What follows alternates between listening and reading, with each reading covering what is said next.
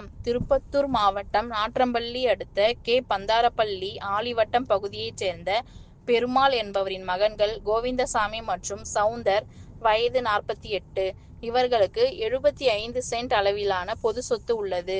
இந்த நிலையில் கடந்த 1 மாதத்திற்கு முன்பு பொது சொத்தில் உள்ள கிணற்றில் பைப் அமைத்துக் கொள்வதாக கோவிந்தராஜின் தம்பியான சவுந்தர், கோவிந்தராஜனின் மகன் திருமால், வயது 28 என்பவரிடம் கேட்டுள்ளார். அதற்கு திருமால் இன்னும் சொத்து பிரிக்கவில்லை, சொத்து பிரிக்கும் வரை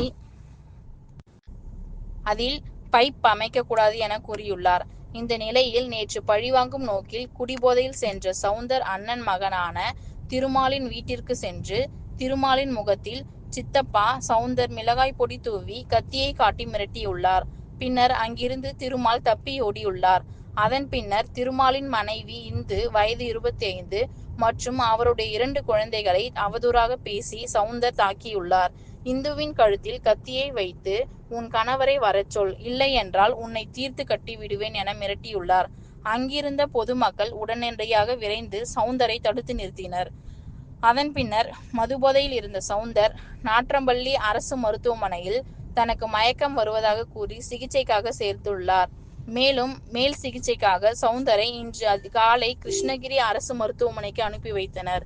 இதுகுறித்து தகவல் அறிந்து சம்பவ இடத்திற்கு விரைந்து வந்த நாட்றம்பள்ளி போலீசார் இது தொடர்பாக வழக்கு பதிவு செய்து விசாரணை மேற்கொண்டு வருகின்றனர்.